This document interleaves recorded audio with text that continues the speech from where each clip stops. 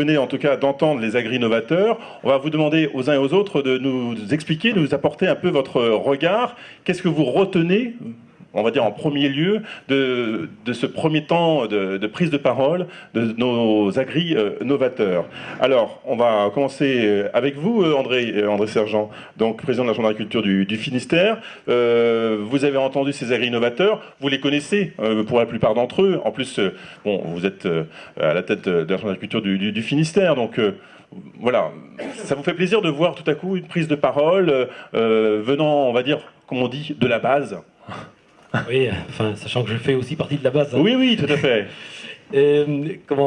Juste peut-être me présenter, donc André Sergent, donc agriculteur, producteur de lait et de porc en GAEC, et donc président de la Chambre d'agriculture, effectivement. Donc en fait, moi, la première chose que j'aurais à dire quand j'ai entendu les différents propos là tout à l'heure, c'est que, en lien avec l'actualité d'ailleurs, ça me conforte dans mes positions aujourd'hui, là, positions parfois politiques quand même, quand on me dit que voilà, votre modèle il est complètement à bout de souffle et que quelque part votre fameux modèle breton est dans le mur, quoi.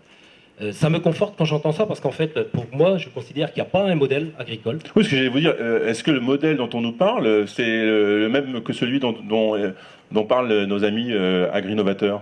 Et en fait, voilà, c'est ce que j'allais dire. Pour moi, il n'y a pas de modèle. Notre agriculture est très diversifiée. Pour moi, il y a un seul modèle qui vaille. C'est le modèle qui consiste à ce que, lorsqu'on est agriculteur, producteur de différentes productions, qu'on gagne sa vie avec ce qu'on produit. Ça, c'est le modèle. Après, il y a différentes façons et très variées de faire et d'innover surtout. Et c'est ça qu'on vient d'entendre. Et ça me plaît beaucoup. Avoir un modèle économiquement viable et environnementalement supportable. C'est ça aussi hein, l'objet. Hein. Et socialement supportable. Également, voilà. Alors, Jean-Charles Lollier, quelques mots également sur un petit peu ce que vous avez entendu. Vous êtes donc président du Conseil de développement du pays du Centre-Ouest Bretagne. Donc, vous êtes un acteur du territoire. Vous entendez ces agriculteurs, ces agri-innovateurs. Qu'est-ce que vous en pensez? Un mot de présentation aussi. Donc, effectivement, je suis président du Conseil de développement du pays du Centre-Bretagne. En deux mots, qu'est-ce que c'est? Si vous voulez, il y a 21 pays en Bretagne que soutient le Conseil régional. Et dans chaque pays, il y a une structure d'élus et une structure qui représente la société civile. Et c'est ce Conseil de développement dont je suis président que je représente et qui représente la société civile. Par ailleurs, je suis enseignant à l'université de Brest. J'ai commencé en droit rural et maintenant je m'occupe des politiques européennes. Et pour finir, c'est important dans le débat, j'ai été 15 ans à Bruxelles comme représentant de l'ASP, anciennement GNASER. Donc j'ai eu l'occasion de rencontrer pas mal de monde et surtout d'intervenir dans les différentes lois ou différentes PAC qu'il y a eu ou qu'il y a tous les 7 ans. Et donc là-dessus, par rapport à ce qui a été dit tout à l'heure, on en reparlera, ouais. Et qui m'a scotché, ouais. Je peux vous dire qu'il y a des progrès. Mais de ce que vous avez entendu, qu'est-ce qui vous a particulièrement... J'ai un petit élément à dire. Oui. Et maintenant, je suis membre du groupe de Saint-Germain, qui est présidé par Edgar Pisani, qui regroupe 40 experts internationaux, surtout européens. Et notre but est de faire remonter, c'est pour ça que j'ai un pied en bas ici à Saint-Goazec et un autre à Bruxelles. Notre but est de faire remonter ce qu'on ressent à la base, notamment ça, auprès des fonctionnaires et des parlementaires, pour leur dire il y a des choses à intégrer. N'oubliez pas ça dans la prochaine fois. Alors, qu'est-ce que j'ai retenu? Eh bien, que, effectivement, modèle nouveau, modèle ancien, ou pas changer de modèle, c'est vrai que c'est pas tellement le problème. Est-ce qu'en faisant de l'innovation, on a changé le modèle agricole breton? Oui, forcément, on est un peu en train de le modifier. Mais vous avez raison, produire pour vivre, c'est la base même du modèle. Donc, on ne va pas passer des longueurs sur ce modèle-là. Mais ce que j'ai retenu, c'est que dans les conseils de développement, le but, notamment en Centre-Bretagne, qui, vous le savez, est quand même un territoire un peu, je ne veux pas dire désertifié, mais avec une population, une densité de 30 habitants au kilomètre carré, on est obligé de se battre tous les jours pour ne pas disparaître de la carte bretonne, et on est obligé d'innover. Alors, innover dans l'agriculture, innover dans le commerce et l'artisanat, innover dans les services de proximité, faire en sorte que ce ne soit pas un désert médical, dans tous les domaines. Et c'est pour ça que le fait de savoir que, et bon, je connaissais Jean-François, puisqu'il est de Landelot à côté aussi, ça me conforte parce que dans le milieu agricole, on n'est pas à la traîne. Mais bon, je n'en doutais pas. D'accord. Et ça vous permet en tout cas d'avoir des interlocuteurs aujourd'hui qui peuvent vous apporter un certain nombre de réponses, ou en tout cas d'apporter des éléments de réponse à un certain nombre de questions que vous avez sur le territoire. Hein. Il y a eu une action très concrète, c'est que lorsque les GI2E, l'appel à projet pour l'équivalent des GI2E, les groupements d'intérêt écologique et économique, a été sorti par le ministère de l'Agriculture, nous avons candidaté. Donc nous avons un projet qui est en cours. Et bien sûr, je me suis dirigé vers Jean-François en lui disant il faut qu'on aille là-dessus. Et j'attends la réponse pour le mois de décembre. Pour savoir si on sera sélectionné ou pas. Donc sans la présence de Jean-François sur les techniques de labour, on n'aurait pas monté entre autres, parce qu'il y a des trois thèmes, mais sur ce thème-là, on n'aurait pas monté le GI2E. Très bien, merci de ces précisions. Claudine Tenaille, directrice de l'unité de recherche SAD, Paysage. Peut-être quelques explications sur ce qu'est SAD et ce que vous faites au sein de cette unité de recherche, même si vous êtes là pour aussi représenter le président du centre, de l'INRA. Voilà, merci. L'INRA, c'est un institut national de recherche et qui a un peu deux formes de structuration. Une structure verticale, on va dire, par grands thèmes, grands domaines, donc ce sont les départements, et puis une structure horizontale, géographique, donc ce sont les centres. Et donc, parmi ces départements, il y a un département qui s'appelait Systèmes agraires et développement, qui s'appelle aujourd'hui Sciences pour l'action et le développement. Donc, le laboratoire que je dirige fait partie de ce département. Donc c'est un département qui a émergé en 1978, qui est le plus interdisciplinaire, le plus pluridisciplinaire de l'INRA, avec aussi bien des sciences sociales que de l'écologie, que de l'agronomie, que de la géographie. Et l'idée, c'est précisément de tirer parti des expériences de terrain pour essayer de combiner, de mieux intégrer justement ces différentes dimensions du développement durable, en fait. Alors, qu'est-ce que vous avez, vous, retenu? Parce que, bon, on vous a interpellé à plusieurs reprises au niveau de la recherche. On a besoin de vous. On a besoin de vous, disent-ils. Au-delà de ça, qu'est-ce que vous avez retenu? Qu'est-ce qui vous a particulièrement séduit, peut-être aussi, à travers les propos qu'ils ont tenus les uns et les autres? Oui, on parlera ensuite peut-être des pistes. J'ai essayé de faire une petite grille de lecture rapide comme ça pour avoir des pistes. Là, moi, ce que j'ai retenu un petit peu les points forts, je ne savais pas du tout à quoi m'attendre en venant. Je me suis dit, tiens, est-ce que je dois porter du rouge ou pas? Non, je plaisante. Non, je vais vous dire un petit peu. C'est vrai que ce que j'ai trouvé très frappant dans vos propos, c'est le souhait de réflexivité que vous avez, qui est vraiment très notoire. Cette réflexion autour du développement durable, et puis qui va avec une réflexion systémique aussi, ça c'est vraiment revenu très souvent. Et c'est vrai que là-dessus, je veux le souligner, on a tous évolué, et la recherche agronomique aussi, souvent mes collègues parlent du ménage des champs, d'Olivier de Serres, qui était extrêmement intégré, extrêmement systémique, à une vision très très analytique, et de contrôle de la nature, j'allais dire point par point. Donc ça, c'est quelque chose qui est très important. Et puis les deux derniers points, c'est la réflexion sur le temps long, essayer d'avoir une réflexion qui soit un peu au-delà des opportunités et de la tactique. Et puis ce lien à l'international aussi que j'ai trouvé très fort. Voilà, je ne veux pas faire que de passer de la pommade, mais enfin... C'est des éléments qui vous ont particulièrement marqué, parce que j'imagine aussi dans vos travaux, vous travaillez aussi en partenariat avec d'autres chercheurs au niveau mondial, c'est ça? Oui, bien sûr, mais j'allais dire ça fait partie de nos missions et de nos, j'allais dire des moyens qu'on a. C'est une évidence. Là, on a des gens qui font un travail qui doivent...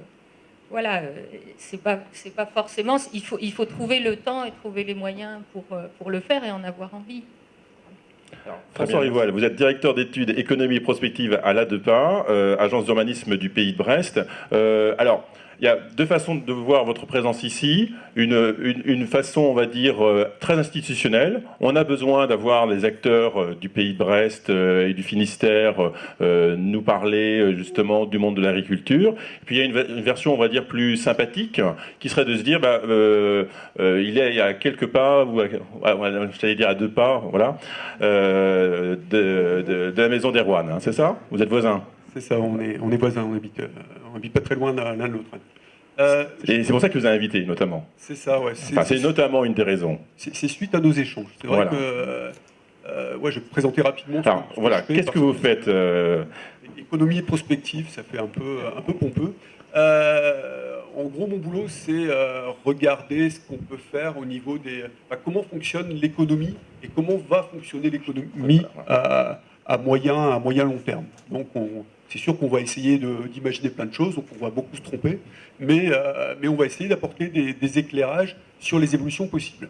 Donc je travaille sur le foncier économique, notamment, ça c'est un gros sujet, et j'aimerais bien parler un peu de foncier, parce que le foncier, ça devient une denrée rare, un véritable enjeu, et je trouve que il faut en tenir compte, il faut changer les mentalités, les pratiques, et sûrement, et moi c'est vraiment le message que j'aimerais faire passer, c'est pas considérer que le foncier agricole n'est que du foncier agricole, mais que l'agriculture, c'est pas que du foncier agricole, c'est pas que l'utilisation de foncier agricole pour produire et faire de l'élevage. C'est aussi autre chose. Donc, c'est pas pour faire du teasing, mais bon, c'est. D'accord, c'est pour nous annoncer quelque chose tout à l'heure. Voilà. Donc, et puis autrement, donc la principale raison pour laquelle je suis là, c'est vrai qu'on échange régulièrement avec Erwan. Nous, on essaie de voir, vous parliez de modèles et de ce qu'on tirait un peu de ce qui a été dit tout à l'heure. Moi, je trouve que finalement, il n'y a pas de modèle. Il y a des modèles, quoi. C'est des modèles extrêmement nombreux et très différents, très riches. Je vais vous expliquer un peu. Moi, on me demande de faire des analyses sur l'évolution de l'agriculture, de l'agroalimentaire dans ces périodes de crise, dans ces périodes de difficulté. Là, vous faites de la macroéconomie quelque part. Un peu de macroéconomie. Ouais. Et finalement, quand on fait de la macroéconomie, vous mettez plein de choses ensemble et puis vous vous rendez compte que quand vous rentrez un peu dans le qualitatif et que vous allez voir les acteurs, vous vous rendez compte que non, c'est pas une réalité d'ensemble, c'est une somme de particularités. Et là, c'est complètement différent et on peut dire beaucoup plus de choses, beaucoup plus de choses nouvelles, d'innovation, de visions différentes. Et c'est ça qui est intéressant. D'accord. Donc moi, j'ai beaucoup apprécié. Je trouvais que c'était bien articulé. Après, j'avais quelques questions que je me posais aussi. C'est finalement, quand je regardais la petite fiche où on voit toutes vos compétences, vos innovations, il y a différents thèmes. Et il y a peut-être une question... moi, j'aurais posé en préalable la question du positionnement. On parlait de ferme ou d'exploitation, plutôt ferme. Mais finalement, il y a la production d'énergie, il y a l'exploitation, la valorisation de l'espace. On a discuté avec Erwan sur les bilans carbone, des choses comme ça. Il y a plein d'approches possibles. Et le positionnement, à mon avis, n'est pas seulement agricole, mais il est beaucoup plus général que ça. Voilà, vous évoquiez notamment l'axe énergétique, l'axe également environnemental, également maintien du paysage. Et je pense qu'on en parlera également avec Claudine, puisque la partie paysage aussi est un élément qui est très souvent pris en compte dans les recherches au niveau de l'INRA. Bernard Leviol, alors, directeur délégué recherche et développement à la Chambre d'agriculture de Bretagne. La question que j'ai envie de vous poser, est-ce que finalement, là aussi, ce qui a été présenté par les agri-innovateurs rentre en tout cas dans la grille de lecture ou dans la compréhension de la Chambre d'agriculture de Bretagne, et notamment du travail mené par les équipes recherche et développement? Tout à fait. D'abord, moi, je voudrais remercier et saluer toute la présentation. Ça, c'est plus qu'important de le faire parce que j'avais noté un certain nombre de choses sur un bout de papier quant à l'innovation avant de venir cet après-midi. Et finalement, tout ce que je m'étais noté, moi, en thème de réflexion ou comme message, quelque part, ont été brillamment développés par les intervenants tout à l'heure. Donc, ça montre que c'est un moyen de répondre à la question, c'est qu'on est complètement en phase et que c'est complètement dans le champ de préoccupation des champs d'agriculture.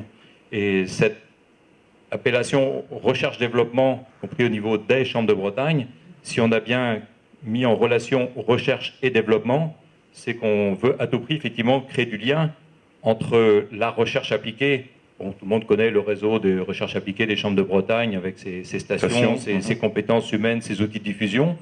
Mais on fait bien l'analyse aussi que ça ne peut pas être pertinent s'il n'y a pas un lien avec les agriculteurs eux-mêmes sur le terrain qui sont innovateurs, force de réflexion, force de proposition, qui mettent en œuvre des solutions. Et donc c'est ce lien-là qu'il faut qu'on tente de créer.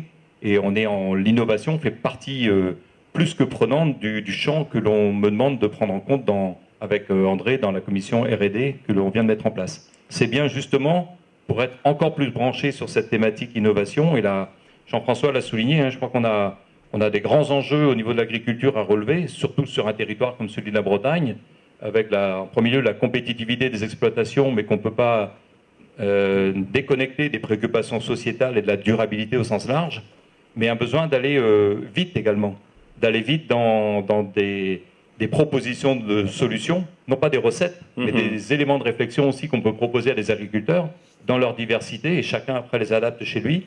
Mais là, il faut qu'on aille plus vite et qu'on casse, même si on se bat contre ça depuis longtemps, mais qu'on considère qu'effectivement, encore une fois, le schéma de la descendant de la recherche fondamentale qui pense, qu'on teste dans des outils comme Trevares ou ailleurs, et qu'après on vulgarise et qu'on transmet pour application aux agriculteurs, non, ce schéma-là, il est complètement révolu, et c'est bien l'interactivité et la connexion, la co-construction de tout ce dispositif qu'il faut qu'on fasse ensemble. Voilà. Faire remonter l'ensemble des innovations, des expérimentations menées par les éleveurs, les paysans, les agriculteurs, pour ensuite essayer de voir comment, ensemble, on peut mener à bien un certain nombre de recherches, compléter cela par de l'expérimentation, compléter d'abord par de l'expérimentation, valider cela par de la recherche, et puis ensuite, pourquoi pas, le diffuser et le développer. C'est ça. Tout à fait. Enfin, la recherche a le droit d'avoir des idées, heureusement, que ce soit l'INRA ou y compris nos équipes à l'écoute du terrain, mais on sait qu'il y a énormément de choses qui partent aussi des agriculteurs eux-mêmes, des groupes. Bon, les uns et les autres ont mis en valeur les réseaux dans lesquels ils sont, les réseaux certes agri-innovateurs ou innovateurs ou d'autres, ou des CETA, des comités de développement, mais des groupes très ouverts dans lesquels ils participent les uns les autres, que ce soit des groupes de métiers ou de territoires ou autres, ou leur engagement dans la société. Et ne pas valoriser tout ça, impliquer tous ces collègues pour être force de proposition, d'action à mener par la recherche appliquée, parce que ça correspond à des vrais besoins, ils ont déjà des expériences, serait du gâchis, quoi. Donc on veut vraiment intensifier ce lien aller-retour entre des agriculteurs novateurs, les impliquer, et qui peuvent orienter les travaux de recherche, qui peuvent aussi même suivre ce qu'on peut faire au niveau recherche. On a toujours voulu le faire, Erwan parlait de monotraite et autres, c'était des exemples où on a testé la monotraite à Trevares, mais on sait très bien que dans une station comme Trevares, qui est une station expérimentale, qui est un cas, avant d'évoquer des résultats, il fallait qu'on s'assure que dans des conditions pratiques d'éleveurs différents, ça puisse ou pas s'appliquer. Et donc on a toujours cherché à coupler, derrière des expérimentations que l'on peut faire, un réseau d'agriculteurs qui testent et qui met en œuvre. Mais ça peut être dans l'autre sens, c'est-à-dire c'est aussi des agriculteurs qui peuvent nous pousser à la roue pour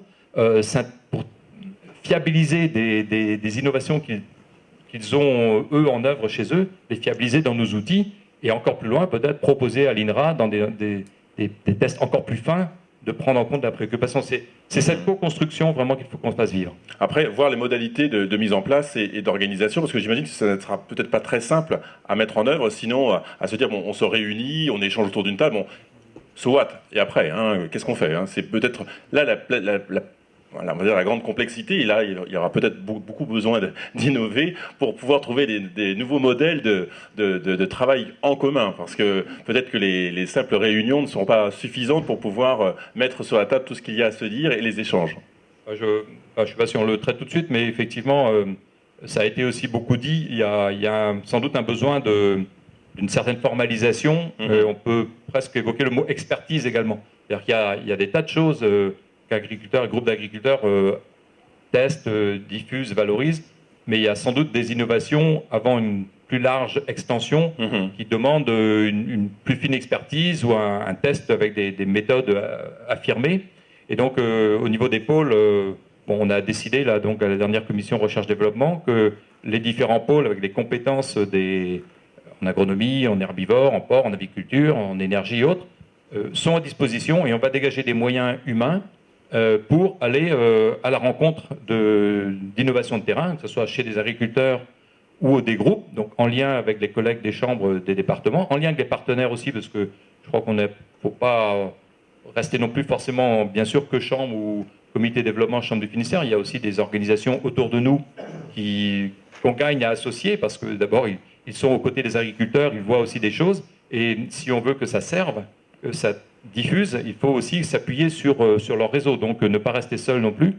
Mais je veux dire, on va dégager des moyens pour apporter, avec des méthodes qui restent encore affirmées, mais de l'expertise et être un peu plus branché sur ce qui se passe. Donc, recherche appliquée, c'est pas que essai station ou notre propre programme. C'est également impliqué. On oriente pour être plus à l'écoute et en lien et conforter, sécuriser. Voilà, pour ce qui peut se passer chez les agriculteurs qui innovent, parce que tout le monde a y gagné. Claudine Tenaille, vous pourriez être l'experte, quelque part, en tout cas l'INRA pourrait être le lieu d'expertise pour justement valider un certain nombre d'innovations menées par les agri-innovateurs. Peut-être que c'est déjà en route, peut-être que vous l'avez déjà mis en place ce type de fonctionnement avec les agriculteurs. J'imagine que nombreuses de vos recherches se font également en partenariat avec des groupes d'agriculteurs. Oui, il y a deux points un peu dans la question. La première, c'est quelles voies de recherche, en fait, peuvent correspondre à ce que vous avez fait émerger. Et puis la deuxième, c'est en pratique, quels peuvent être les dispositifs. Est-ce qu'il y a déjà des dispositifs qui sont mis en œuvre? Moi, j'ai un peu, pour simplifier vraiment à grands coups de trait, je vois un peu trois voies de recherche autour de l'innovation. Et puis, pour ces trois voies, j'ai un petit peu capté des choses que vous avez dites, puis je les ai remplies dedans. Voilà. Donc, la première voie, c'est l'innovation, vraiment le processus d'innovation.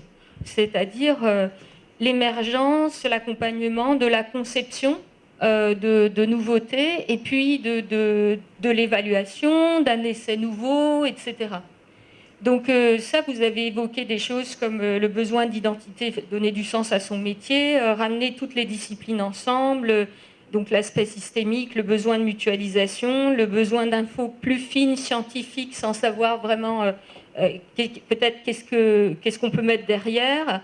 Et puis, l'agriculture doit intégrer la notion de durabilité et utiliser la biodiversité, mais vous avez souvent dit gérer aussi, ce qui m'apparaît différent de utiliser ou exploiter, comme on l'a dit tout à l'heure. Donc, là-dessus, sur vraiment le processus d'innovation, la recherche au travers de différentes disciplines, on peut travailler vraiment sur la question de l'outillage des gens, des agriculteurs, pour les aider à concevoir. Il y a des travaux sur l'innovation, par exemple en sciences de la gestion. Donc, ça veut dire comment est-ce qu'on peut faire émerger, comment est-ce qu'on peut effectivement promouvoir des processus d'innovation. Et puis, outiller, ça veut dire quoi? Ça veut dire qu'on peut aussi repérer des indicateurs pour évaluer à mesure, ou bien voir s'il n'y a pas des supports qui permettent la réflexivité, la discussion. Donc, pour donner des exemples concrets, je pense par exemple à des jeux de rôle qui ont pu être mis en place par des collègues. Donc, oui, j'ai vu que vous aviez organisé. Rami Fourager, oui, par exemple, c'est des collègues de Toulouse, où c'est un jeu en fait qui permet à un groupe d'agriculteurs de tester différents types de systèmes fourragers en réponse à des problématiques d'aléas climatiques. Et donc de voir si quand il change telle chose, il y a tel autre élément dans l'exploitation qui va poser problème ou pas. Donc il y a... alors j'ai pas regardé ça à fond, mais il y a un jeu électronique aussi qui a été monté sur le centre INRA de Rennes par les collègues des systèmes d'élevage qui a un peu le même principe voilà. On rentre un certain nombre de données et à partir de là on voit si on les fait bouger. On va un peu voir des choses. Donc du coup, dans ce genre de jeu, il est bien sûr, ça intègre des connaissances acquises, des procédés, des liens systémiques, mais Et ça peut intégrer aussi justement des innovations et construire ce jeu-là, c'est construire un outil aussi pour les autres, pour les aider à concevoir. Ça, c'est des exemples. Il y a aussi l'exemple des expérimentations système.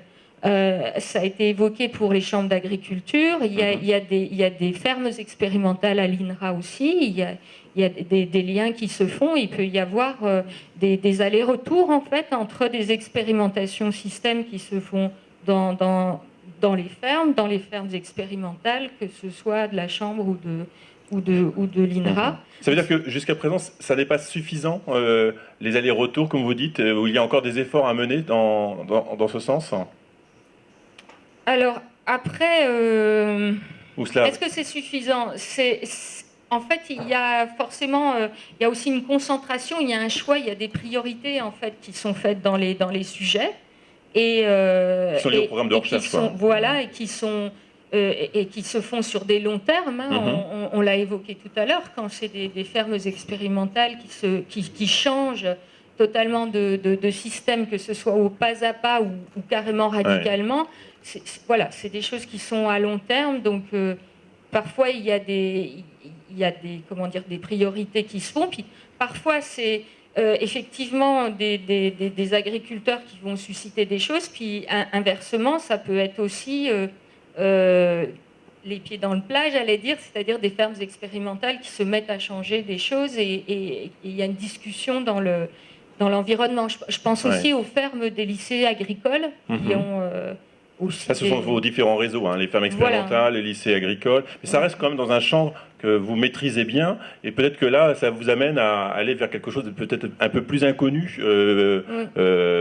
parce que tous ces agri-novateurs, vous les connaissez pas tous, ils sont peut-être pas exactement, on va dire, normés selon vos expérimentations. Oui, alors là, je parlais effectivement du volet expérimentation. Pour les premiers aspects que j'ai évoqués, là, en revanche, il y a bien un travail avec des acteurs de l'agriculture. Et je dis acteurs de l'agriculture parce qu'en fait, il y a aussi tous les conseillers, les animateurs de terrain. Et c'est souvent, pas que, mais je dois dire que c'est souvent à travers eux, en fait, qu'on détecte, en fait, des mises en synergie, des réseaux d'agriculteurs. Et c'est souvent par leur intermédiaire, en fait, parce qu'eux-mêmes se mettent en réseau, qu'on peut commencer à avoir des travaux un petit peu à long terme avec des groupes d'agriculteurs. André Sergent, je vais vous donner la parole, avant de donner également la parole à André Sergent, juste à côté. Voilà, parce qu'on n'a qu'un seul micro, c'est pour cette raison. André, est-ce qu'aujourd'hui, l'action menée par ces agri-novateurs, vous pensez qu'elle peut, à un moment donné, rester sur ce territoire, et elle a une vocation avant tout d'être une action finistérienne, ou est-ce que vous pensez qu'elle peut, au contraire, semer et aller sur le 22, le 29, le 22, 56, le 35 ? Alors, et même au-delà, pourquoi pas? Oui, même au-delà, parce que, comme le disait Bernard tout à l'heure, déjà au niveau des chambres d'agriculture, vous l'avez bien compris, on travaille déjà en réseau régional depuis plusieurs années.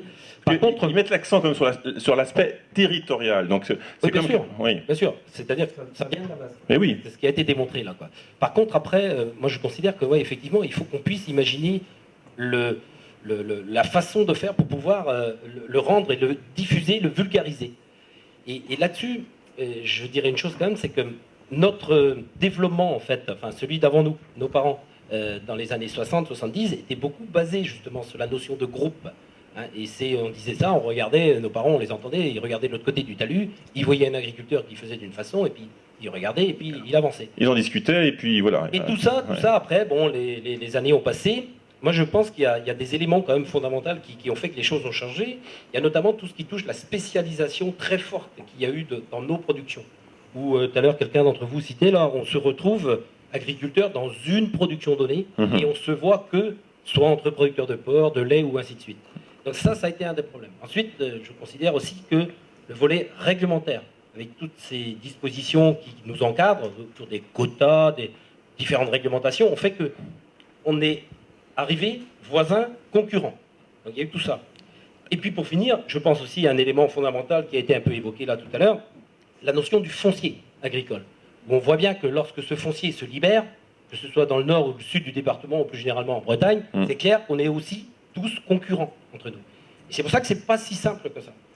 Or, on voit bien, à travers de ce qui a pu être évoqué là dans les exemples, que le système de partir de la recherche fondamentale ou appliquée dans les chambres pour descendre vers les agriculteurs, au travers de recettes, je dirais, Bernard a parlé, est révolu. Moi, je ça a eu pense marché, mais ça ne fonctionne plus vraiment. Il faut un peu voir les choses différemment.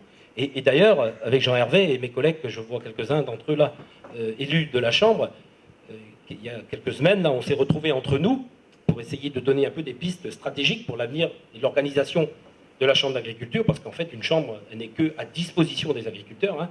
Et donc, on est à considérer même que la posture, quelque part, de nos techniciens, de nos ingénieurs, elle doit aussi évoluer, quoi. Hein, et c'est pas un reproche, c'est voilà, les choses évoluent et puis il faut le prendre en compte. Et c'est pour ça que je crois qu'en partant d'exemples tels que l'on voit là, il faut qu'on imagine organiser un peu les choses différemment. Et là, je considère qu'il y a des choix stratégiques et voire politiques, parce qu'il y a quand même des finances aussi derrière tout ça, notamment au travers de la recherche. Il y a quand même quelques millions d'euros qui sont là. Donc il faut, voilà, je ne sais pas quel mot utiliser, mais il y a des choses à mettre sur la table autour de tout ça. Très bien. Alors justement, on va parler de ces millions qui sont à disposition. En tout cas, d'après ce que j'ai compris, au niveau c'est le deuxième pilier, c'est ça, de la PAC, qui permet aujourd'hui de mettre en place un certain nombre d'actions au niveau donc des actions au niveau d'un programme européen pour notamment faciliter le travail de la recherche et de l'expérimentation. Alors, c'est pas tout à fait c'est pas exactement ça. Vous allez peut-être nous le préciser, parce que justement, vous travaillez sur cette problématique européenne. Alors, effectivement, dans le cadre du groupe de Saint-Germain, dont je parlais tout à l'heure, on constate des choses tous sur le terrain, puisqu'on est répartis un peu dans tous les pays d'Europe. Et fort de ces constats, on en fait état acquis de droit à Bruxelles ou dans nos États membres, et notamment en matière d'innovation, comme il vient d'être démontré là, on se rendait compte qu'il n'y avait pas assez de lien entre les novateurs en herbe, ou plus qu'en herbe, ils sont en blé, qui sont derrière nous, et les chercheurs. Il n'y avait pas suffisamment de relations, et il n'y avait surtout pas suffisamment de financement. Et donc, dans la nouvelle PAC qui va concerner 2014-2020, dans le deuxième pilier, bon, c'est un peu technique pour certains, mais pour les agriculteurs, il n'y a pas de problème. Dans le deuxième pilier, c'est-à-dire hors DPU, hors droit à paiement unique, il y a un nouveau outil qui va être mis en place, ce sont les PEI, les partenariats européens pour l'innovation, qui vont consister à créer des groupes locaux par territoire. Collez bien votre micro. Voilà. Pardon. Ouais. Et dès lors qu'il y aura quelques agriculteurs qui seront sur un projet innovant mais qui est balbutiant, hein, qui veulent développer, dans le FEADER, qui est le fonds qui finance le deuxième pilier, on pourra financer la mise en relation entre les chercheurs qui travaillent déjà sur ce thème-là et les agriculteurs qui balbutient. Balbutie, c'est pas péjoratif. Hein. Ces travaux respectifs ou complémentaires seront financés. Donc il y a des voies possibles, en tout cas de financement d'un certain nombre de programmes de recherche qui peuvent être menés en collaboration avec le monde agricole. Cela dit, ça part quand même du haut vers le bas, quoi. On en revient encore avec ce système-là. Ouais, mais avant que l'argent parte du haut au bas, la demande est venue du bas. D'accord, ok. C'est la finance qui vient d'en haut. C'est vrai que elle a du mal à sortir parfois de terre. Hein. Et toujours dans le cadre du deuxième pilier, qui va s'étaler de 2014 à 2020, il y a un autre domaine aussi qui va être valorisé et qui n'était pas suffisamment avant, c'est tout ce qui tourne autour de l'économie circulaire. Ça a été évoqué tout à l'heure. Hein. Les déchets, il ne faut pas les considérer comme des déchets en agriculture ou même en économie en général, mais comme une ressource. Et là, bon, si on parle de la méthanisation, mais il n'y a pas que la méthanisation pour recycler les déchets. Et les fameux amendements organiques. les fameux GI2E, les groupements d'intérêt économique et écologique, vont inciter, vont financer des regroupements d'agriculteurs et éventuellement de non-agriculteurs, mais de ruraux surtout, pour mettre en commun des outils. Alors ça peut aller du méthaniseur, hein, qui pourrait être financé, mais aussi des actions moins visibles que le méthaniseur. Ça peut être par exemple de mettre leurs mesures agro-environnementales, les fameuses MAE, en commun pour avoir un effet démultiplié sur un territoire. Par exemple, moi j'ai fait remonter ça d'ici. Ici, nous sommes sur la vallée de l'Aulne, où il y a pas mal d'élevage hors sol sur le long du canal de Nantes à Brest. Si 2 ou 3 agriculteurs font des efforts, je ne dis pas que les autres n'en font pas, hein, mais si 2 ou 3 en font plus que les autres sur ce bassin de l'Aulne, leur effort peut être 20 si les autres ne suivent pas. Alors, l'intérêt que nous avons fait valoir à Ciolos, c'était de dire, mais si on incitait les agriculteurs à mettre leurs pratiques agro-environnementales en commun par un financement supplémentaire, peut-être que davantage adhéreraient à ces mesures-là, et l'effet sur le bassin versant serait d'autant plus fort. Donc ça y est, c'est acquis, c'est la création des GI2E au niveau français, mais qui vont être cofinancés au niveau européen. Très bien pour ces éléments d'explication et d'information. Et je vais terminer par un point, puis après oui, allez-y. C'est que nous avions proposé, parce qu'il y a un débat actuellement qui est très fort, c'est arrivé il y a 15 jours, c'est sur les démarches administratives. Les agriculteurs en ont marre des tonnes de paperasse à remplir, les contrôles, les déclarations PAC, etc. Dans le cadre des GI2E qui sont en projet, on a été aux Pays-Bas voir ce qui existait, et effectivement, il existe des coopératives environnementales. C'est pas un groupe d'écolos qui se met en coopérative, hein. Ce sont des agriculteurs sur un territoire donné qui se mettent ensemble pour faire des mesures agro-environnementales ensemble, et ils ont poussé le bouchon au point de faire en sorte que les contrôles sur les MAE, donc sur les pratiques environnementales, soient faits par eux. Donc, que ce soit de l'autocontrôle. Et les autorités de contrôle ne viennent qu'en second lieu vérifier si donc un contrôle beaucoup moins lourd, quoi, viennent vérifier s'il y a eu, si la réglementation a été respectée. Et ça a été difficile à faire passer parce que c'était pas dans les règlements. Il a fallu un peu pousser le gouvernement néerlandais, mais ça. Et donc je vous dis, là il y a des pistes aussi. Bon, je comprends qu'on critique la lourdeur de la paperasserie. Nous, même quand j'étais à l'ASP, on critiquait parce que vous êtes contrôlé, mais le payeur qui est l'ASP, il est contrôlé 3 fois. Et donc il n'y a pas une semaine où on n'a pas un contrôle. Donc à tous les échelons, il y a des contrôles aussi. Et donc, qu'il y ait des contrôles en soi, c'est pas illogique, c'est peut-être la multiplicité des contrôles. C'est ça, ouais. Donc peut-être qu'on pourrait travailler ici sur une idée d'autocontrôle, mais sérieux, quoi, pour pas qu'on se fasse ramasser après, quoi. Très bien, merci Jean-Charles Lollier. On va passer la parole à François Rivoal de l'agence d'urbanisme du Pays de Brest. On a parlé de la problématique du foncier. Comment vous la pourriez l'aborder à travers l'action menée par les agri-innovateurs? Comment vous pourriez quelque part l'imaginer, cette problématique? C'est faire en sorte que notamment un groupe pilote ou techniques rejoignent vos différentes actions, apportent un témoignage, rejoignent des réunions de travail. Comment vous imaginez leur intervention? Oui, effectivement, je reviens sur le foncier quand même.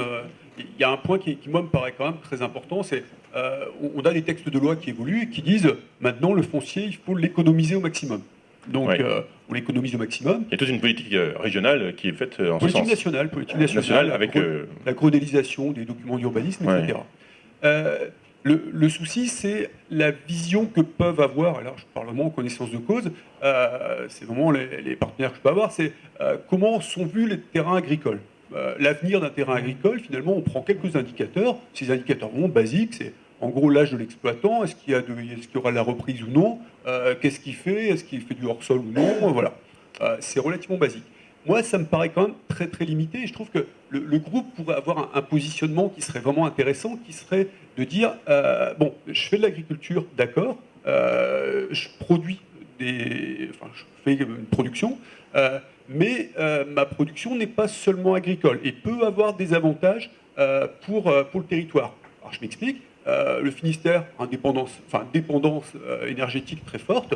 Vous voyez les collectivités, on en parlait ce midi sur le développement des énergies marines renouvelables.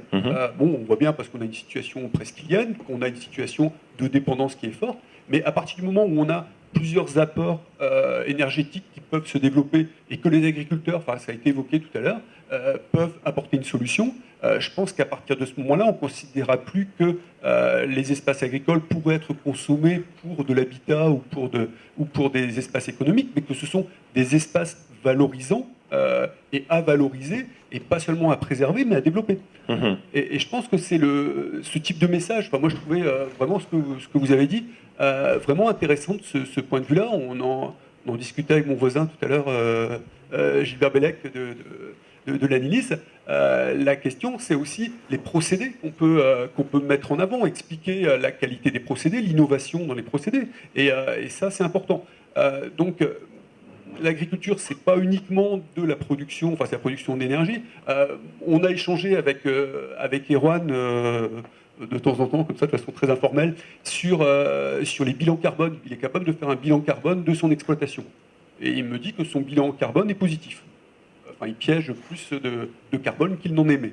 À partir du moment où on réussit à faire ça, dans les processus de grenellisation, donc des textes législatifs, si jamais les agriculteurs sont capables de présenter cela, on est quand même dans une vision très, très positive de l'activité. Et moi, je trouve que c'est une piste particulièrement intéressante. Alors, on a promis, enfin, on a commencé déjà à travailler un peu sur ce sujet-là, parce que moi, je trouve que si jamais on pouvait apporter ces éléments-là en plus dans un document d'urbanisme, on donne une autre fonction à l'agriculture, une fonction qui, pour l'instant, n'est pas développée. Après, c'est le cadre législatif. Il y a des pays où ça se fait, des pays et des pays où ça se fait pas encore.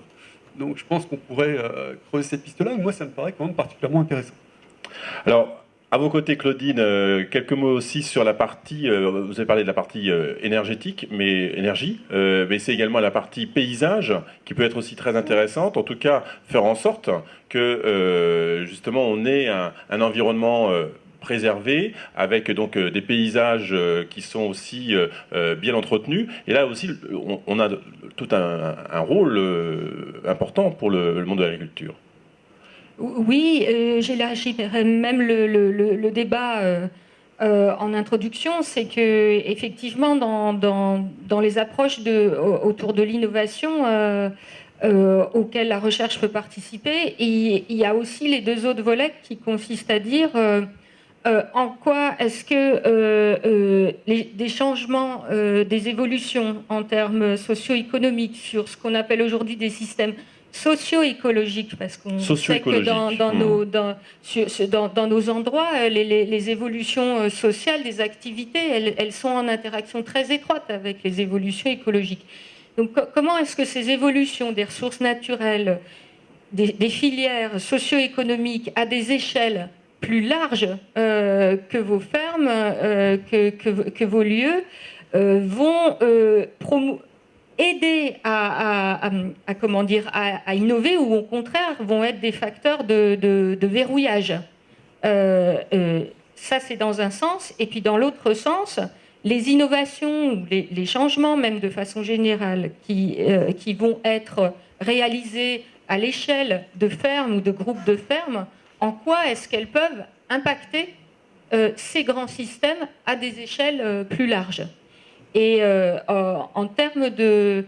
Donc ça, c'est des recherches qui se font sur le rôle d'innovation ou de changement à des échelles fines sur des échelles larges. Ça passe beaucoup par des scénarios basés sur de la simulation, par exemple, qui permettent de donner à voir des choses. Sur l'autre volet qui consiste à se dire il y a des changements plus globaux ou territoriaux qui concernent des volets sociaux, économiques, écologiques. Là, effectivement, sur ces grands changements-là, on a plein d'incertitudes. Ce sont des systèmes qui sont très complexes à étudier et on doit le faire, on met beaucoup d'efforts là-dessus et on doit aussi en retirer des éléments qui permettent aux gens, à différents acteurs, de pouvoir s'approprier aussi ces connaissances pour pouvoir faire émerger des idées. Et sur le paysage, il y a plein de façons d'aborder la question des paysages. Il y a une convention européenne aussi du paysage, donc des aspects esthétiques, patrimoniaux. Nous, dans le cadre de nos travaux, on l'envisage plus sous l'angle agroécologique, justement, c'est-à-dire que les configurations, la qualité et les configurations des différents éléments du paysage, qui sont bien sûr des haies, des mares, des bois, mais aussi des parcelles cultivées, des parcelles en prairie. Ces configurations, en fait, permettent des flux, des mouvements d'espèces, et l'hétérogénéité, la diversité de tout ça, permettent, pas forcément, c'est pas du presse-bouton, on l'a vu, c'est pas si simple, hein. Parfois on dit « Ah, combien de coccinelles, quand est-ce que je vais avoir ?» Non, c'est plus compliqué. En revanche, ce qu'on cherche à montrer, c'est en quoi ça permet de tamponner, en quoi ça permet de conserver des fonctions et donc des sols qui vivent, etc., et qui ont un retour sur la production. Donc vraiment, les changements d'échelle, c'est quelque chose qui est absolument clé dans nos missions, je crois, et arriver à le faire approprier et que les personnes puissent nous re-questionner sur ces échelles qui sont difficilement appréhendables comme ça à chaque individu, c'est clé, il me semble. Alors peut-être des réactions de la part des agri-innovateurs vis-à-vis de ce qui s'est dit.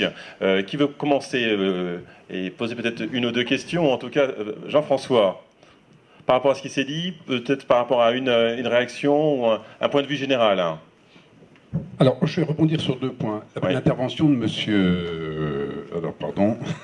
François Rivoal. Hein. François Rivoal. Sur la question du foncier, oui, qui est une question absolument capitale.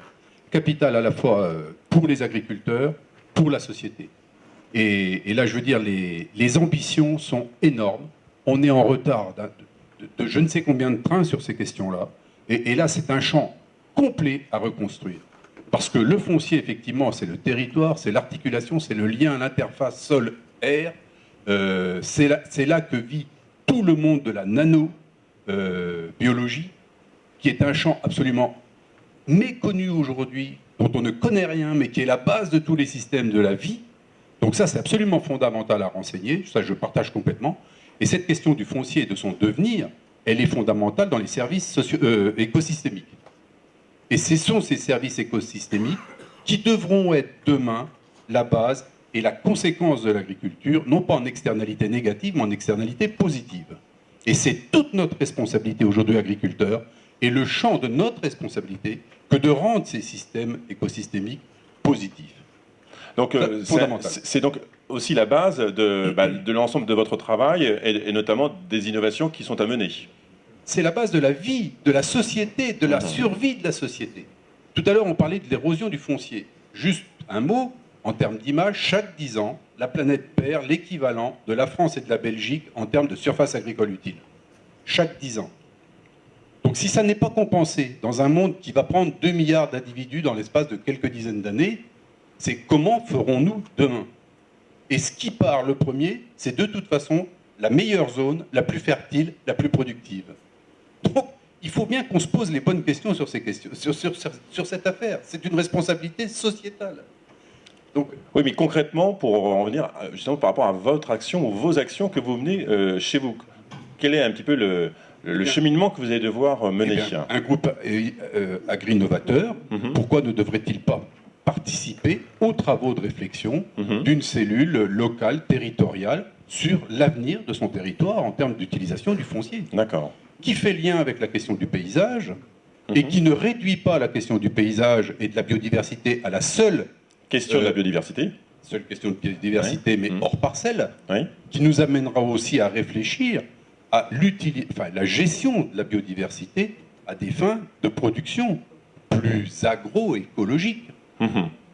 Et c'est tous ces champs-là qu'il nous faut renseigner. Le groupe Innovaction les réponses ne sont pas toutes données, même si on a des pistes de réflexion. Mais en tous les cas, c'est ce champ qui est à explorer, qui est à renseigner, qui est à remplir.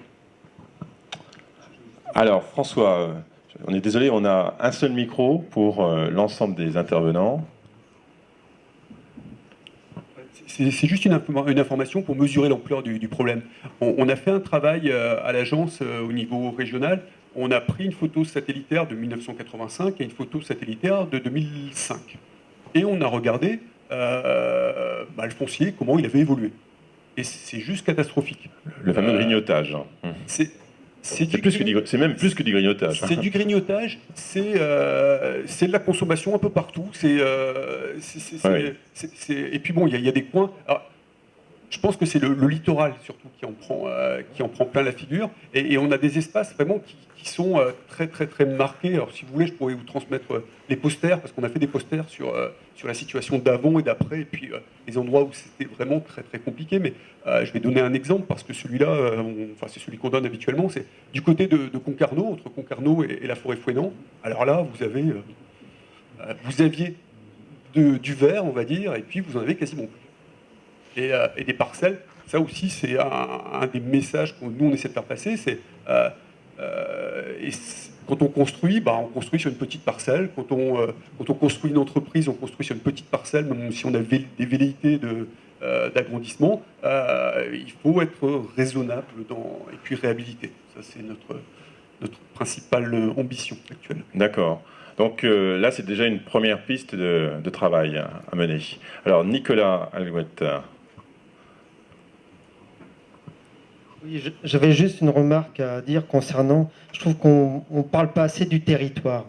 Et je pense qu'un groupe comme Agri-Innovateur a vocation aussi à s'ouvrir sur d'autres catégories socio-professionnelles et davantage aussi à la société civile. Parce que l'agriculture demain, ça sera quoi? De la chimie verte, les biomatériaux, la production d'énergie. Donc il y a de grands enjeux devant nous. Et je pense qu'il faut absolument qu'on tisse davantage de liens aussi avec d'autres acteurs économiques. Voilà, vous pensez à qui en l'occurrence, Nicolas? D'autres acteurs économiques? Dans le secteur du bâtiment, par exemple pour les biomatériaux, au niveau de la chimie verte, je pense que les protections des cultures demain s'appuieront en partie là-dessus. Donc il y a beaucoup de relations et de liens à créer justement avec d'autres secteurs d'activité, notamment industriels. Alors, justement, est-ce qu'au niveau du territoire, juste avant de passer la parole à Erwan, est-ce qu'au niveau du territoire, Jean-Charles Ollier, vous pouvez justement créer ces passerelles entre justement le monde agricole et puis le monde de l'industrie, le monde, en tout cas d'autres secteurs d'activité, en tout cas c'est votre fonction, votre rôle finalement. Oui, je suis le monsieur territoire. Ah, vous êtes monsieur territoire, vous êtes là pour créer les liens, les lieux d'échange. Alors, et ça existe, j'imagine. C'est pertinent comme question parce que, bon, on va pas nourrir la planète avec les circuits courts, mais n'empêche que depuis le développement des circuits courts, dans les territoires que je connais, c'est énorme les relations que ça a entraîné entre les acteurs, les agriculteurs qui produisent, les consommateurs qui consomment, bien sûr, mais il y a plein des intermédiaires, c'est des gens qui trouvent intérêt à cette forme de commercialisation. Par exemple, toute la restauration collective. Ça y est, c'est parti. Nous, on a répondu à un appel d'offres de la région qui favorise ce genre de commercialisation. Et bien maintenant, parce que le pays va, comme ça vous comprendrez, va du lac de Brennilis au lac de Guerlédan. Hein, ça vous situe donc c'est assez grand quand même.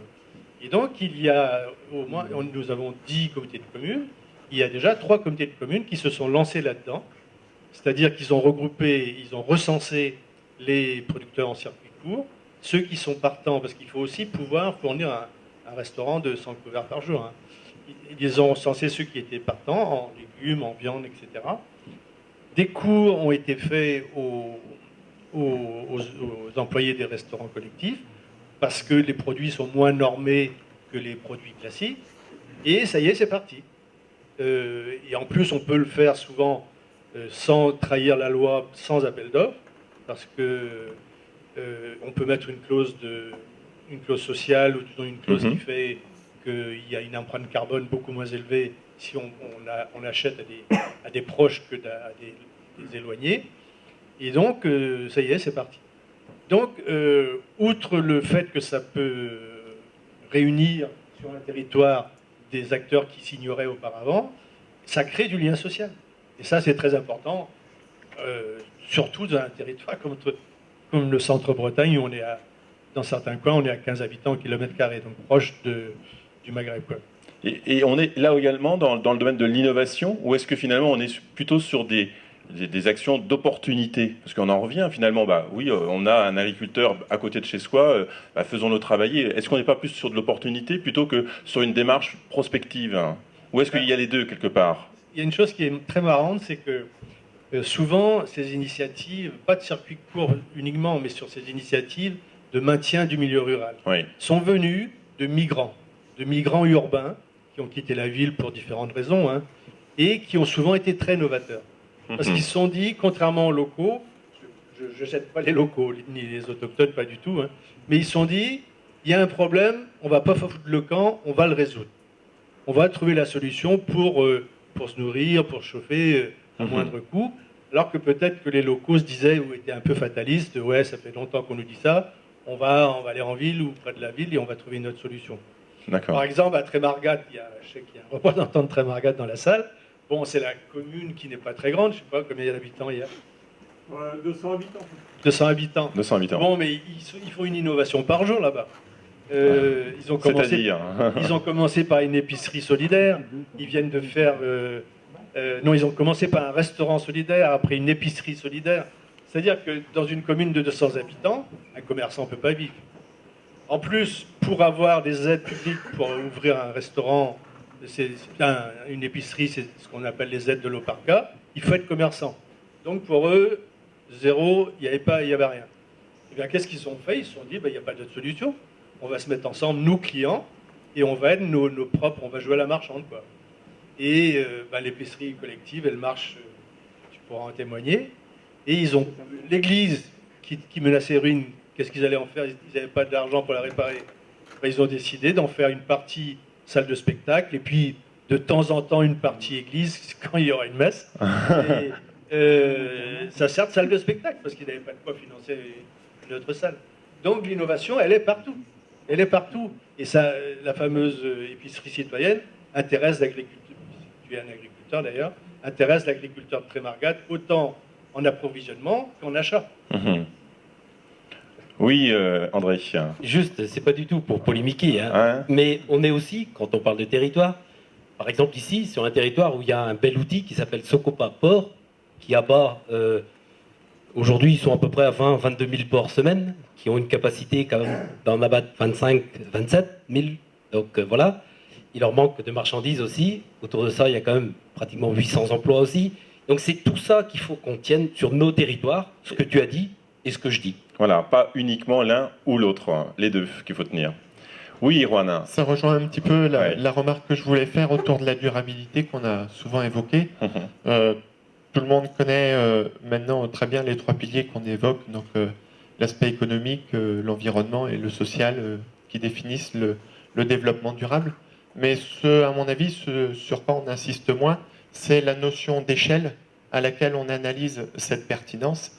Et de mon point de vue, un fonctionnement, alors que ce soit dans un mode de vie, dans un système agricole, mais un fonctionnement qu'on cherche à analyser à travers ces trois piliers-là, il sera vraiment durable s'il est durable sur un territoire variable, et notamment quand on passe de la microéconomie à de la macroéconomie, du micro-territoire au macro-territoire, donc sur une échelle spatiale variable, et aussi sur une échelle temps variable, c'est-à-dire aujourd'hui, là, dans le contexte économique actuel, mais aussi demain, dans 10 ans, dans 20 ans, dans le contexte économique, sociétal, environnemental qui se dessine.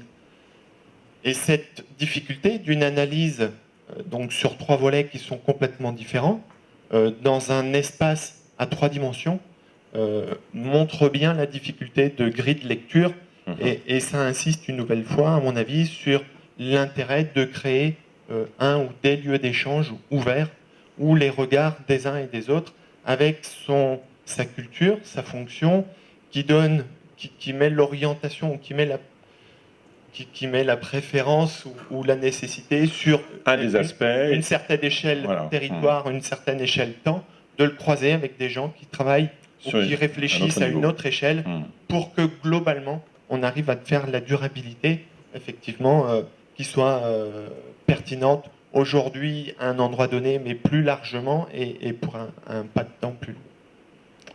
Très bien. Merci, Erwan. Alors, peut-être d'autres réactions. Jean-Hervé, oui. Et puis, on va donner aussi la parole au public. Moi, je pense que ce qui fait d'abord, c'est la richesse de la diversité, quoi. Et je vais dire que ce soit dans les circuits courts ou dans les organisations solitaires ou dans la production de masse, je veux dire, c'est la complémentarité et la nécessité de trouver une assise économique et dans la durabilité qui fasse que l'ensemble puisse se préserver, quoi. Et donc, on n'a pas le choix que de trouver des correspondances et des points de rencontre, que ce soit dans des techniques de production plus de masse ou des techniques de production plus réduites, et en lien à proximité ou en lien sur des espaces de temps plus longs, quoi. Je veux dire, qu'on revitalise le centre-ouest de Bretagne, comme disait M. Ollier très bien, mais les Parisiens, ils ne viendront pas faire leurs courses à Rostrenin ou à Carhaix, quoi. Je veux dire, il faut trouver quand même un équilibre entre le tout. Et on ne peut pas, surtout pas opposer les choses, quoi. Et je crois que l'innovation, elle viendra de l'accumulation de plusieurs idées, de confrontation d'idées, et des choses qui aujourd'hui nous paraissent utopiques seront une réalité demain. C'est ça l'innovation. L'innovation, c'est l'utopie d'aujourd'hui. Et c'est ce qu'il faut accepter. Et je pense que la difficulté du monde tel qu'on le vit aujourd'hui, et puis tous les clichés qu'on a au-devant de nous, sont peut-être aussi dus à un carcan franco-français qu'on s'est cultivé depuis des décennies pour un peu stélériser cette émulation. Et je pense qu'on a besoin de retrouver un espace de liberté. Que ce soit dans l'agriculture, que ce soit dans l'occupation du territoire, que ce soit le maillage du foncier et dans la gestion de la biodiversité et l'utilité de la biodiversité. C'est un espace de liberté et de création qu'on a surtout besoin de trouver. Et quelque part, en France, on est les meilleurs, quoi. On invente toujours des lois ou des décrets, mais on n'en supprime jamais, quoi. Le code du travail en Suisse, c'est 150 pages, quoi. En France, c'est 2300 pages. C'est toujours que le code du travail. Bernard Levy. S'il n'y a pas d'autres questions, moi en fait je m'en pose une et donc je voudrais la faire partager un petit peu à tous ceux qui sont là. C'est qu'en fait, je pense qu'on est tous d'accord sur le schéma de l'idée qui est qu'on repère des innovations, qu'on en tire le meilleur parti, qu'on intéresse des gens, qu'on crée des groupes d'échange. Je voudrais aussi rebondir un peu sur ce qu'a dit Lelier tout à l'heure sur les PEI, qui sont une très bonne idée et pour lesquelles on est très très bien armé, parce que finalement, on a un très bon réseau, on a des agriculteurs dynamiques qui sont en groupe et autres. On a des structures comme les nôtres qui couvrent le terrain, à la fois par des collègues qui sont sur le terrain, on a des outils de recherche appliqués et on peut faire le lien et faciliter le lien avec la recherche fondamentale. Donc on a tout pour plaire si le jeu n'est pas trop compliqué. Mais moi, juste ma question pour y venir, c'est que je trouve qu'on a une excellente démonstration cet après-midi à Grinovateur et autres. Et en même temps, ma question, c'est comment on peut faire en sorte que plus de gens viennent dans les groupes et la même richesse d'échange et le même intérêt collectif que ce qu'on a cet après-midi, quoi. Parce que je trouve que la réflexion est très intéressante, mais on constate en même temps qu'on a du mal à mobiliser des gens à venir, à partager des expériences, peut-être à prendre des risques. Donc je ne sais pas si Jean-Hervé ou autres ont des éléments, parce que c'est extrêmement pertinent de le faire, mais on constate qu'il y a des freins à l'adhésion. Alors, on va essayer de capitaliser au mieux ce qu'on repère, mais comment faire que plus de gens viennent dans les groupes? Voilà, donc il y a déjà une quarantaine d'agri-innovateurs. Comment faire en sorte qu'il y en ait plus, ou même peut-être faire en sorte qu'il y ait plus de réseaux, peut-être également, ou de groupes d'échange en tout cas. D'abord, je vais dire, avant de commencer la conclusion, parce qu'il est déjà 4h30 et il va falloir peut-être libérer certains qui veulent aller reprendre leurs activités. Oui. Moi, je pense que la question de Bernard, elle mérite d'avoir certainement une synergie de tous. Je vais dire que si c'est juste et seul la chambre d'agriculture, si c'est juste et seul les coopératives, si c'est juste et seul les services de proximité au niveau du monde agricole, si on ne trouve pas une volonté commune, un intérêt commun pour la cause paysanne, mais quand on dit la cause paysanne, ça regroupe le territoire, le paysage, le métier, la production, c'est vraiment l'ensemble. Ben, si aujourd'hui, arriver dans les difficultés telles qu'on est et qu'on voit qu'on essaye de se dépatouiller, si on n'arrive pas à trouver un élan, un effort et une dynamique, si au-delà de... Et quand je dis les acteurs, il y a aussi le journalisme, il y a aussi la télévision. Je veux dire, si on continue à cultiver la sinistrose et le fait que tout va mal et qu'on est foutu, eh ben c'est sûr que même à 40 dans un groupe, on n'ira pas très loin. Donc comment créer de la synergie, de la dynamique? Eh ben, je pense que c'est quand même dans l'attitude, et tout à l'heure André l'a bien dit, c'est aussi dans le changement de posture. C'est au-delà, c'est si par exemple l'ensemble des salariés de la Chambre d'agriculture avaient dans leur mission un minimum de leur temps de contact terrain, que ce soit dans le repérage de l'innovation, dans l'émulation de groupe, dans la vente de prestations de services, parce que ça fait aussi partie, bah, s'ils avaient un minimum de contact et de lien avec le terrain, leur territoire, que ce soit les collectivités ou leurs paysans, si tous avaient cette dynamique, cette impulsion, ce vouloir, bah, peut-être qu'on y arriverait plus, quoi. Aujourd'hui, on est tous souvent avec des bonnes idées. Mais on les garde pour soi. Elle reste là, quoi. Ouais. Je veux dire, après, elle s'étiole, elle se meurt et puis elle disparaît. Et je pense que là, on est quand même à un tournant où on est dans une difficulté qui mérite d'être surmontée. Et moi, je crois dans l'esprit entreprenant et dans le dynamisme de l'esprit breton, puisqu'on est dans le Finistère, qui plus est, qui est quand même le bout, on est l'ouverture sur le reste du monde. Et ce qui a fait aussi la richesse du Finistère, hein, c'est quand même d'avoir la mer sur 3 côtés, qui l'a fait aller au-delà sur les mers dans les autres pays, et qui a apporté aussi la richesse telle qu'elle a été aujourd'hui faite. Et je pense qu'on a besoin un peu de cet élan. Et quand on dit les quotas, si on prend que l'exemple du lait, les quotas, mais ça a stérilisé quelque part l'émulation, l'innovation ou même la prise de conscience d'évolution, puisque ça a gardé, on va dire, de façon un petit peu linéaire et comme une chape de plomb, un contexte de production pendant 30 ans. C'est terrible, 30 ans, c'est presque la carrière d'un agriculteur. Donc aujourd'hui, c'est pour ça, pour moi, il faut libérer les énergies. Alors, allez-y. Erwan tout d'abord, Jean-François après, et puis ensuite nos intervenants autour de la table ronde. Très rapidement, oui. Pour un élément de réflexion par rapport à la question de Bernard, je pense que un des leviers pour que les gens s'ouvrent plus à l'innovation, à l'adaptation, elle réside autour du sens du métier de paysan. Aujourd'hui, je crois que l'évolution qu'on a eue sur les décennies passées ont fait que l'agriculture, dans son rôle, dans son positionnement, dans son fonctionnement vis-à-vis de la société globale, a fortement évolué. Il y a des grands paramètres, ne serait-ce sociaux, hein, la part de paysans dans la population qui a changé complètement et qui fait qu'aujourd'hui, la société ou la profession agricole, elle est à un tournant ou elle est à un moment où elle a besoin de faire un travail de réintégration de la société dans des enjeux qui sont beaucoup plus larges, etc. Et c'est aussi un peu un début de la réflexion de ce réseau, réintégrer ou mieux intégrer l'agriculture dans le fonctionnement sociétal, c'est aussi redéfinir du sens, redonner du sens au métier de paysan. Moi, je pense qu'il a encore de fortes lettres de noblesse à faire valoir. Et quand des gens donnent du sens à leur métier, ils sont motivés pour s'ouvrir, pour avancer, etc. Donc je pense que c'est aussi un levier important. Et ça passe également par la sémantique, la réappropriation du terme paysan, par exemple, aussi. Jean-François. À la question de Bernard, il faut savoir comment on va pouvoir remobiliser.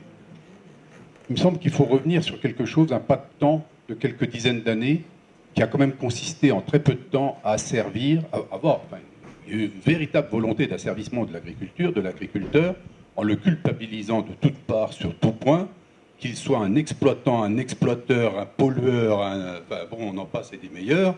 On ne communique sur l'agriculture qu'en cas de crise. C'est-à-dire les crises, c'est les surproductions, c'est les stocks, c'est les vaches folles, c'est les prions, c'est les dioxines, c'est les lavages du cheval, la viande de cheval à la place de la viande de bœuf. Et pourtant, ce n'est pas le manque de production et de communication interne que vous avez, parce que quand on voit le nombre de documents qui parlent de manière positive des actions menées par le monde agricole, et notamment par les actions menées par les chambres d'agriculture, elles sont très nombreuses. Hein.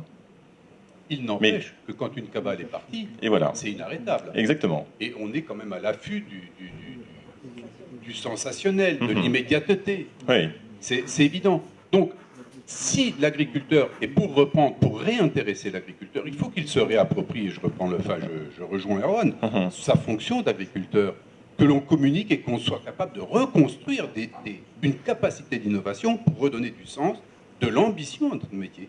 Et ça ne peut se faire qu'en apportant des réponses à la société qui nous accuse, faute de ne plus rien comprendre au métier de l'agriculture. Si autrefois chacun était issu ou proche de l'agriculture, donc avec une connaissance et une relation de proximité, aujourd'hui il en est complètement déconnecté. Ouais, qui connaît encore un process de production? Alors que la production agricole, faut-il le rappeler, elle est quand même abondante, globalement dans des pays développés comme les nôtres. Totalement.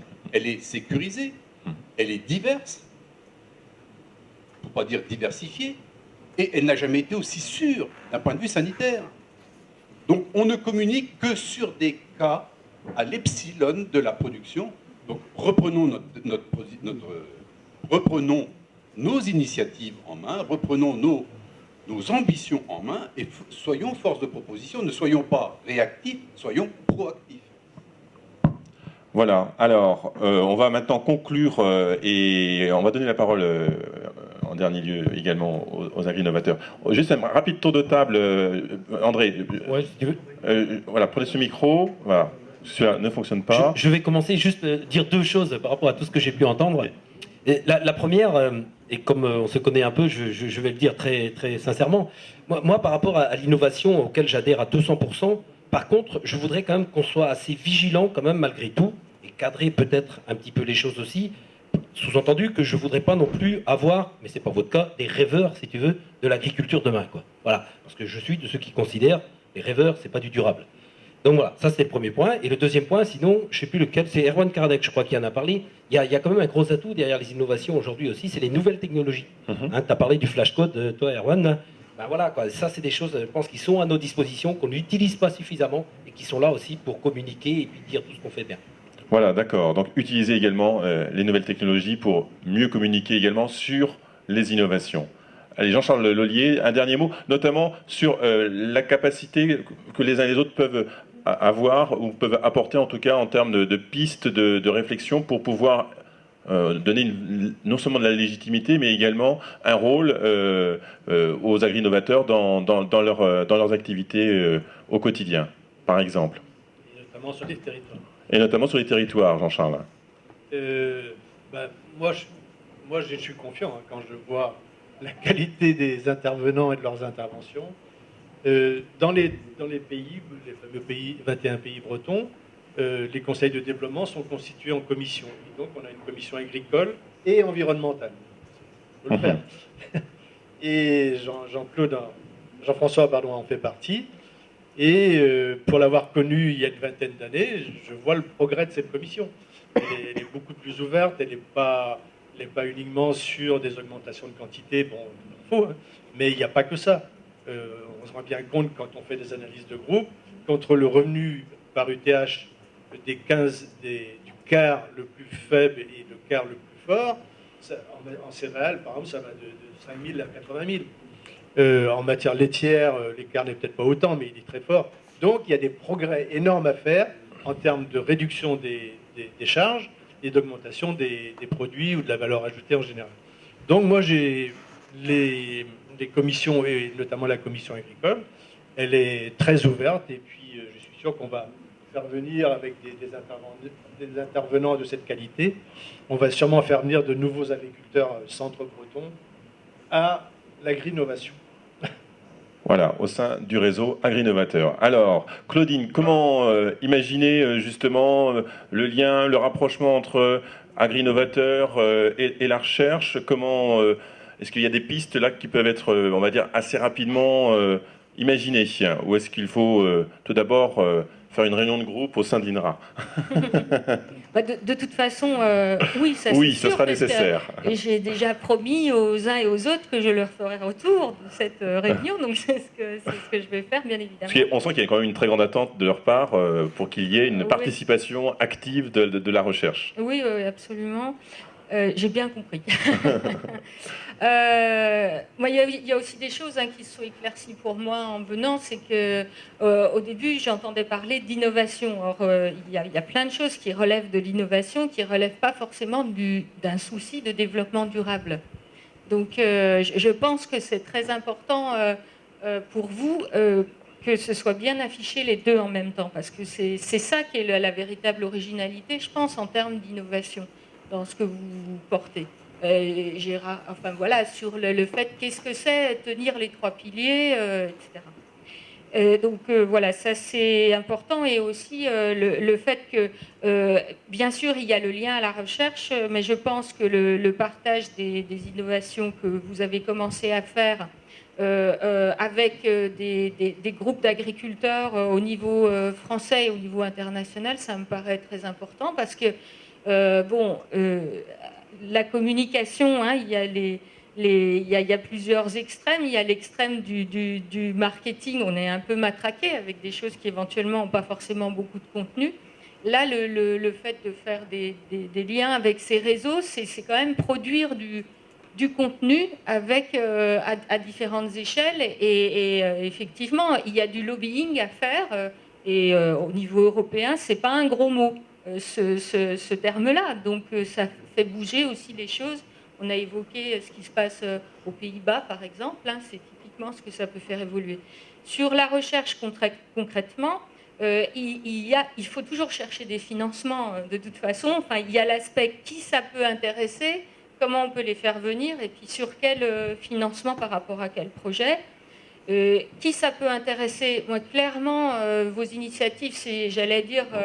pas au cœur un peu des problématiques de mon département de recherche, mais bon, quasi. Bon, ils sont éventuellement dans d'autres régions, mais clairement, j'en parlerai, et je sais des uns et des autres ont évoqué les travaux qui ont été faits, donc on peut voir comment est-ce qu'on peut mener une action spécifiquement là-dessus, un projet spécifique là-dessus. Il y a là-dessus, sur votre initiative, il y a une thèse, par exemple, qui a été produite il n'y a pas très longtemps sur les processus d'innovation, justement, sur des dimensions un peu plus territoriales. Comment est-ce qu'elles se fabriquaient, etc. Comment est-ce qu'on pouvait en tirer expérience des méthodes. En ce qui concerne aussi sur le centre, moi j'ai commencé à évoquer des pistes. Je pense que c'est des choses qui sont possibles à relayer.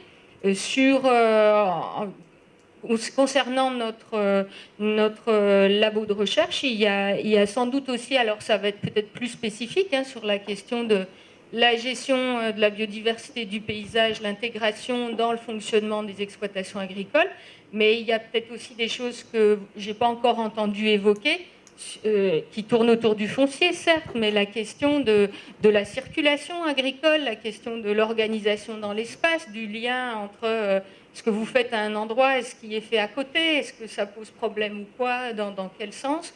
Donc ça c'est des choses oui, il nous faut aussi des gens partants, j'allais dire, pour qu'on puisse aller plus loin là-dessus. Donc, voilà, encore de nombreuses pistes, en tout cas, à prospecter. Et sur les financements, donc il y a des initiatives, c'est initiatives du développement, financement des collègues du développement, mais qui invitent des chercheurs, c'est tous les projets CASDA.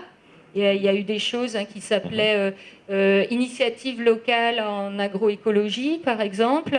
Et puis, il y a aussi des projets autour du programme pour et sur le développement régional. C'est un financement qui est Grand Ouest, et où là, en fait, les projets sont normalement co-construits entre les gens de la recherche et puis les gens du développement, d'associations, enfin d'autres personnes. Voilà, ça fait 2 exemples de types de financement qui sont peut-être un peu plus originaux que ceux auxquels on pense. Très bien. Merci de ces précisions, Claudine. François-Henri Voile, un mot de conclusion également sur les possibilités d'action commune avec justement les agri-innovateurs. Ouais, j'avais juste 2 mots. Donc le premier, c'est je participais il y a 2 ans à une démarche nationale sur la prospective. Ça s'appelait Territoire 2040, c'était mené par la Data, plusieurs centaines de personnes qui y participaient. Principal résultat, enfin un résultat au moins qui concerne l'agriculture, à l'horizon 2040, l'agriculture est perçue comme existant et elle est performante. Elle fonctionne en circuit court et en circuit beaucoup plus large. Donc il y a unanimité sur ce point-là. Moi, je trouvais que c'était un élément à prendre en compte. Alors, deuxième élément sur l'innovation, j'ai essayé de regarder les applications qu'il peut y avoir à l'innovation. On a un peu essayé de voir l'ingénierie, comment ça fonctionnait l'innovation. Et finalement, on se rend compte qu'il y a innovation quand il y a un procédé, quand on applique un procédé à quelque chose qui n'était pas prévu. Et c'est finalement une ouverture. Je pense que c'est ça le maître mot. Essayer d'appliquer des processus qui ne sont pas prévus pour l'agriculture à l'agriculture. Et ça, je pense que ça marcherait. C'est un truc tout bête, mais je prends des exemples pour illustrer ça un peu. À Brest, l'innovation, en gros, c'est, enfin bon, on est première plateforme européenne dans les sciences marines. C'est pas grand-chose en tant que tel. Ce qui est intéressant, c'est de voir comment les projets sont développés. C'est en lien avec les TIC, parce qu'il y a Télécom Bretagne, parce qu'il y a les écoles d'ingé. C'est en lien avec le milieu bancaire, parce qu'on a un gros opérateur bancaire. C'est en lien avec la santé, parce que les expérimentations de santé sont faites dans des univers extrêmes, et ce sont les univers marins. Voilà. Donc j'ai trouvé des partenaires, des croisements, des partenaires transversaux, quoi. C'est l'ouverture. C'est très clairement l'ouverture. Bernard Leviol, pour conclure également avec vous en tant que directeur délégué de la recherche et du développement à la Chambre d'agriculture de Bretagne, là aussi, comment peut-on imaginer de manière très rapide, avec une ou deux pistes, on va dire à la fois des actions communes et puis des partenariats. Alors on va dire déjà que cette journée-là, cette rencontre-là, permet aussi de justement formaliser un certain nombre de points et de faciliter la rencontre avec les agri-innovateurs. Mais au-delà de cela, comment rapprocher je crois qu'on a montré que c'est parti de l'expression d'agri-innovateur cet après-midi. Finalement, on y a donné des connotations plus larges, territoriales, le lien avec la recherche, dont on a déjà évoqué beaucoup de choses. Oui. De l'intérêt de travailler ensemble et de co-construire et de créer vraiment une vraie synergie autour de tout ça. Et moi, ce que je voulais dire, c'est que je trouve que l'innovation, contrairement à l'invention, on dit mais l'innovation, elle a déjà du sens pratique, quoi. Elle est déjà mise en œuvre et ce sont eux qui scoltinent quelque part le débroussaillage et le test de la première mise en œuvre. Mais ce que j'ai entendu aussi dans le débat sur lequel on n'a pas beaucoup rebondi, je crois que c'est Nicolas qui l'évoquait tout à l'heure, on parlait de capitaliser, de mutualiser, je ne trouve plus les mots exacts, de banque de données, de recouper. Et c'est à ce niveau-là que nous, je pense, on peut, s'ils sont d'accord, et c'est ce que j'avais envie de leur demander, est-ce qu'ils sont d'accord quand même que les bonnes idées qu'on peut trouver dans leur groupe et dans les 40 groupes Finistère, enfin dans les nombreux groupes Finistère, mais aussi Côte d'Armor, etc., et les Vilaines et Morbihan, est-ce qu'ils sont d'accord sur le principe, et nous on le souhaite en tout cas, qu'on arrive à le capitaliser, le mettre en valeur et le diffuser. Parce que je pense que toutes les réflexions qu'il y a ici, elles sont excellentes, mais elles ont aussi de l'intérêt à être partagées avec d'autres, et eux, au contraire, aussi de s'inspirer sur ce qui... Et ça, c'est le rôle que souhaite donner Chambre d'agriculture, clairement. C'est une orientation que les élus donnent de s'intéresser à l'innovation avec toute la définition qu'on a donnée cet après-midi, et de créer du lien. De créer du lien et de co-construire, et surtout d'aller jusqu'à de la capitalisation, certes, mais de la diffusion. Et on voudrait intensifier la diffusion de toutes les bonnes idées. Bon, on fait Innovaction, certes, donc il faut lui donner encore plus de puissance à Innovaction. Il y a comme 9000 participants en Bretagne l'année dernière, et ça risque d'être une dimension nationale, donc c'est continuer dans ce sens-là. Et voilà, c'est vraiment trouver encore autre chose pour beaucoup mieux mettre en valeur les innovations qui sont faites partant des agriculteurs, et on ne va pas revenir sur créer du lien, mais déjà partant de ce qui se fait chez les agriculteurs. Et pour conclure sur ce qu'a dit Yoann, je pense que c'est effectivement ça qui mérite d'être mis en valeur pour remettre beaucoup plus en lumière ce qui se fait chez les agriculteurs, ce qui donne du sens et de la fierté. Moi, j'aurais été jusqu'au mot fierté du métier, parce qu'il y a énormément de choses qui se font qui ne sont pas connues. Elles ne sont même pas connues en intra-agriculteurs, mais encore moins à l'extérieur. Et si nous, on peut jouer un rôle de mieux faire partager auprès des autres agriculteurs, on aura gagné quelque chose. Mais si en plus, on peut faire porter à connaissance de d'autres sur les territoires ou de d'autres corps de métier ou dans d'autres milieux, qu'en agriculture, ça bouge, ça progresse, que c'est un métier moderne, je pense qu'on sera encore meilleur demain. Merci Bernard Leviol. Remercions donc l'ensemble de nos invités, Jean-Charles Lellier, Claudine Tenaille, François Rivoal, Bernard Leviol donc, et André Sergent pour avoir participé à cette table ronde, à cet échange autour des agri-innovateurs.